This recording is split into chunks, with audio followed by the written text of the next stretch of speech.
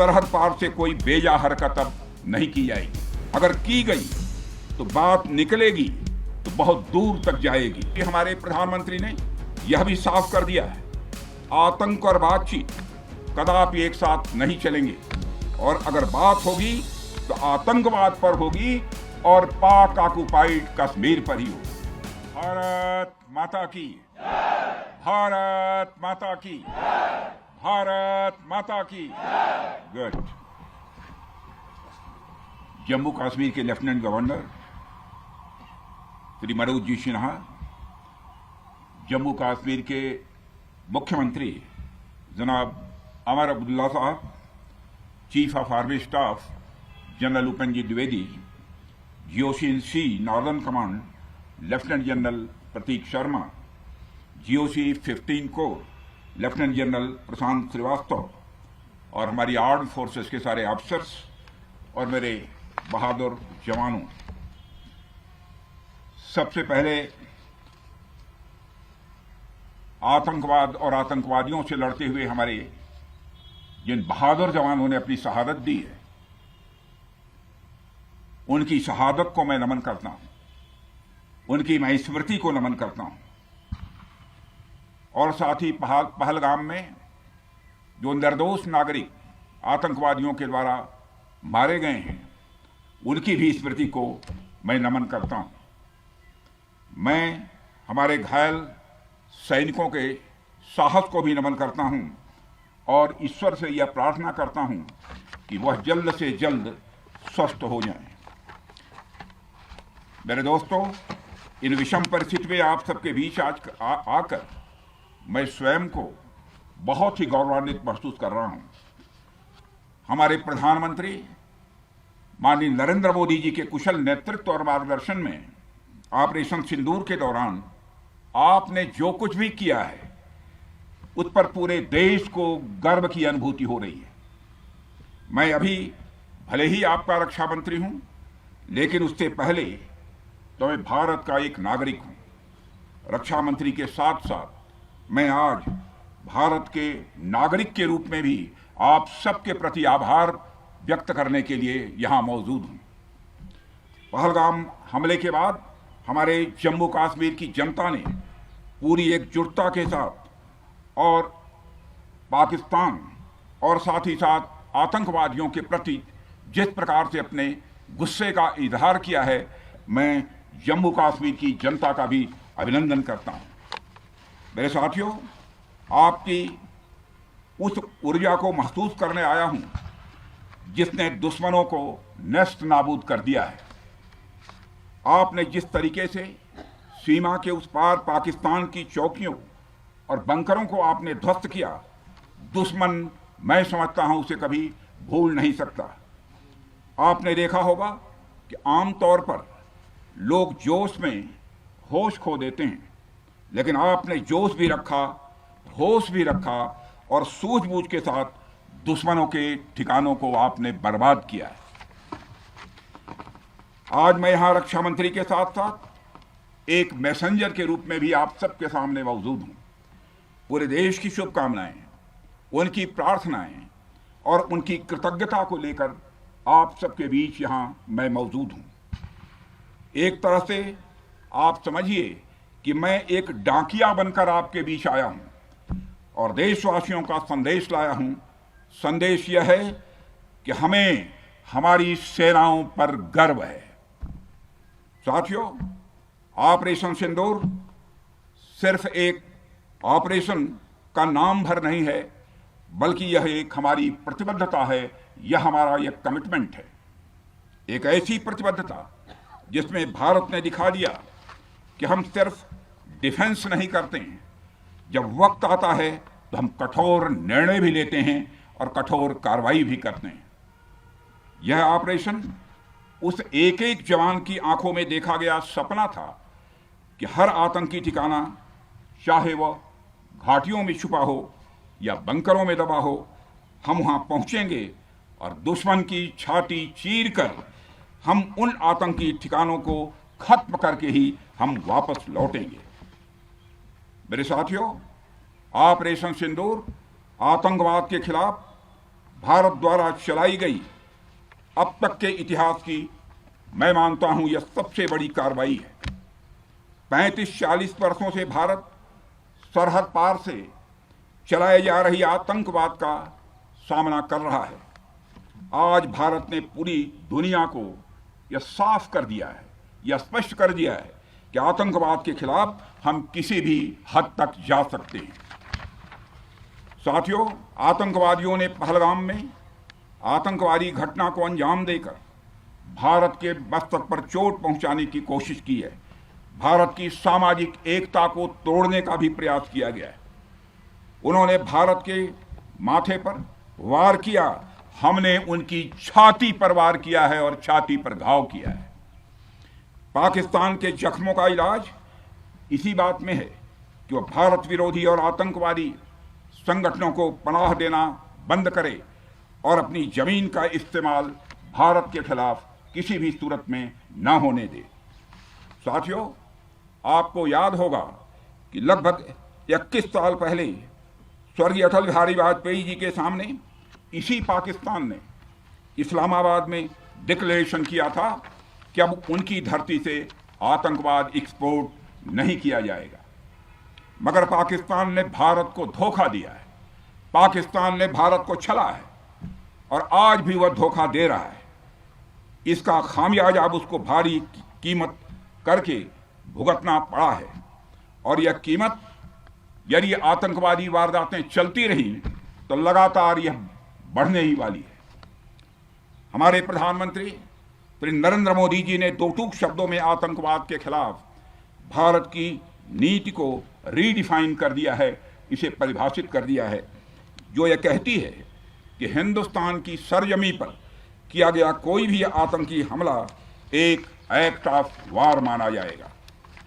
दोनों देशों में जो अंडरस्टैंडिंग बनी है फिलहाल वह इसी बात को लेकर है कि सरहद पार से कोई बेजा हरकत अब नहीं की जाएगी। अगर की गई तो बात निकलेगी तो बहुत दूर तक जाएगी। साथ ही हमारे प्रधानमंत्री ने यह भी साफ कर दिया है, आतंक और बातचीत कदापि एक साथ नहीं चलेंगे और अगर बात होगी तो आतंकवाद पर होगी और पाक ऑक्युपाइड कश्मीर पर ही होगी। साथियों, ऑपरेशन सिंदूर की कामयाबी ने पाकिस्तान में छिपे आतंकी संगठनों और उनके आकाओं को भी यह साफ बता दिया है कि वे कहीं भी अपने आप को महफूज और सुरक्षित न समझें। अब वे हमारे बहादुर भारतीय सेनाओं के निशाने पर हैं। दुनिया जानती है हमारी सेनाओं का निशाना अचूक है और वो जब वो निशाना लगाते हैं तो गिनती करने का काम वह दुश्मनों पर छोड़ देते हैं। साथियों, आज आतंकवाद के खिलाफ भारत की प्रतिज्ञा कितनी कठोर है इसका पता इसी बात से चलता है कि हमने उनके न्यूक्लियर ब्लैकमेल की भी परवाह नहीं की है। पूरी दुनिया ने देखा है कि कैसे गैर जिम्मेदाराना तरीके से पाकिस्तान द्वारा भारत को अनेक बार एटमी धमकियां दी गई हैं। आज श्रीनगर की धरती से मैं पूरी दुनिया के सामने यह सवाल उठाना चाहता हूं कि क्या ऐसे गैर जिम्मेदार और रोग नेशन के हाथों में परमाणु हथियार सुरक्षित हैं? मैं दुनिया के सामने यह सवाल खड़ा करना चाहता हूं। मैं मानता हूं कि पाकिस्तान के एटमी हथियारों को IAEA international atomic energy agency की निगरानी में लिया जाना चाहिए। मैं ये कहना चाहूँगा और साफ तौर पर कहना चाहूँगा। साथियों, हमारी सेनाओं हमारी सीमाओं पर अपनी मातृभूमि की रक्षा के लिए जिस तरह से आप सभी बिना रुके बिना थके दिन रात लगे रहते हैं वह अपने आप में अद्भुत है और अद्वितीय भी है। आपकी यही बातें हम सब भारतीयों के लिए मार्गदर्शक का कार्य करती हैं। यही कारण है कि मैं हमेशा आपसे मिलने के लिए उत्साहित रहता हूं ताकि आपके अंदर की ऊर्जा से हम सब भी कुछ प्रेरणा ले सकें। साथियों, आतंकियों ने पहलगाम में धर्म पूछकर हमारे निर्दोष लोगों को मारा। उसके बाद आपने जो जवाब दिया उसे पूरी दुनिया ने देखा है। उन्होंने यह नहीं सोचा कि आम नागरिकों ने उनका क्या बिगाड़ा है? उन्होंने ऐसा क्या किया है कि उन्हें मार दिया जाए?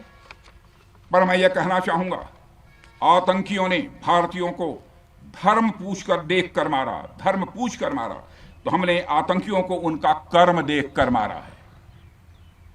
उन्होंने धर्म देखकर बेगुनाहों की जान ली, यह पाकिस्तान का कर्म था। हमने कर्म देखकर उनका खात्मा किया, यह हमारा भारतीय धर्म है। एक रक्षा मंत्री के रूप में मुझे आप सबको बेहद नजदीक से वर्षों से जानने का और समझने का अवसर मिला है। मैं आपके साहस और पराक्रम को तो जानता ही हूं, साथ ही साथ पहलगाम जैसी घटना के प्रति आपके गुस्से को भी मैं अच्छी तरह जानता हूं। साथियों, मुझे पता है कि पहलगाम के बाद आपके अंदर गुस्सा था, पूरे देश के अंदर गुस्सा था। मुझे पता है कैसा महसूस होता है जब धमनियों में बह रहा रक्त बेकाबू होने लगे, और मुझे इस बात की खुशी भी है कि आपने अपने गुस्से को सही दिशा देते हुए बड़ी बहादुरी और सूझबूझ के साथ पहलगाम का बदला लिया है। रही बात पाकिस्तान की, तो उसकी बात ही क्या करूं आपसे। वह देश तो मांगते मांगते अपनी जहालत से एक ऐसी हालात में आ गया है कि उसके बारे में यह भी कहा जा सकता है कि पाकिस्तान जहां भी खड़ा होता है वहीं से मांगने वालों की लाइन प्रारंभ हो जाती है। अभी आपने सुना ही होगा कैसे वह फिर एक बार इंटरनेशनल मॉनेटरी फंड IMF के पास कर्ज मांगने गया। वहीं दूसरी तरफ हमारा देश है कि हम आज उन देशों की श्रेणी में आते हैं जो IMF को फंड देते हैं ताकि IMF गरीब देशों को कर्ज दे सके। ऐसी स्थिति में हमारा यह भारत है। रामचरितमानस में स्वामी तुलसीदास जी ने लिखा है, जहां सुमतितः संपत्ति नाना, जहां कुमतितः विपत्ति निदाना। यानी जहां सुमति होती है, अच्छी नीतियां होती हैं, वहां सुख और समृद्धि होती है, और जहां कुमति होती है, बुरी मति होती है, केवल दूसरों के हित की भावना होती है, वहां तरह तरह की विपत्तियां स्वाभाविक रूप से आती ही हैं। पाकिस्तान जिसका जीता जागता यह उदाहरण है। साथियों, भारत के बारे में पूरी दुनिया यह बात जानती है कि हमने हमेशा शांति को प्राथमिकता दी है। हम आमतौर पर युद्ध के समर्थक कभी नहीं रहे, लेकिन स्थितियां जब इतनी विकट हो जाएं, जब देश की संप्रभुता पर आक्रमण होने लगे, तो जवाब देना यह आवश्यक हो जाता है। राष्ट्र कवि रामधारी सिंह दिनकर जी की पंक्तियां आपके सामने रखना चाहूंगा। रुग्ण होना चाहता कोई नहीं, रुग्ण होना चाहता कोई नहीं, रोग लेकिन आ गया जब पास हो तिक्त औषधि, कड़वी औषधि। तिक्त औषधि के सिवा उपचार क्या, शमित होगा वह नहीं मिष्ठान्न से। यानी कोई बीमारी अगर लग जाए तो वह मिठाई से दूर नहीं होती है, उसके लिए कड़वी दवा ही काम करती है। इसलिए आतंकवाद जैसे रोग के लिए भी ऑपरेशन सिंदूर जैसी दवा की बड़ी जरूरत हो गई थी। साथियों, पूरे देश में हमारी सेनाओं को और हमारे सैनिकों को एक सम्मान की दृष्टि से देखा जाता है। एक सशक्त राष्ट्र वही होता है जो अपनी सेनाओं को सम्मान के साथ साथ आधुनिक हथियार और साजो सामान भी दे जिसकी उसे जरूरत है। मुझे गर्व है कि आज प्रधानमंत्री जी के नेतृत्व में सरकार हमारी सेनाओं के लिए यह सब सारा काम कर रही है। हमने यह सुनिश्चित किया है कि हमारी सेनाएं हर परिस्थिति के लिए तैयार रहें। और मैं यहाँ पर army chief general Upendra Dwivedi ji को भी बधाई देना चाहता हूँ, क्योंकि बार बार मेरी चर्चा होती रही है और बार बार मैं यह पूछता हूँ कि जो भी आवश्यकताएं हैं उन आवश्यकताओं को पूरा करने के लिए हम पूरी तरह से तैयार हैं। और इसलिए इसके लिए हम वर्ल्ड क्लास बेहतरीन गुणवत्ता वाले साजो सामान अपनी सेनाओं को देने की कोशिश कर रहे हैं।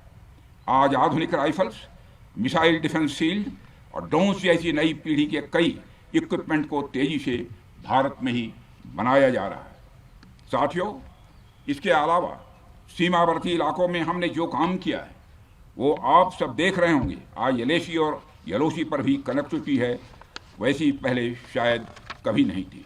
हमने हर स्तर पर यह दिखाया है कि हमारी सरकार केवल युद्ध भूमि पर ही नहीं बल्कि व्यक्तिगत रूप से और पारिवारिक रूप के साथ अपने सेना के जवानों के साथ खड़ी है। साथियों, अंत में एक बार फिर आप सभी को आपके शौर्य और पराक्रम के लिए हृदय से हार्दिक बधाई देता हूं। मैं आपको यह आश्वासन देता हूं कि हमारे प्रधानमंत्री जी के नेतृत्व में देश की सरकार और देश की जनता हर कदम पर, हर स्थिति में आपके साथ कंधे से कंधा मिलाकर खड़ी है।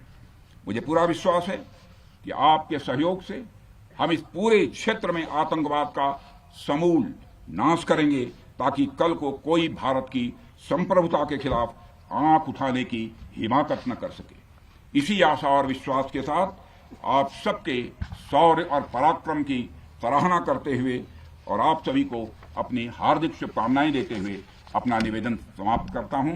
बोलिए जय हिंद, जय हिंद। क्या बात है।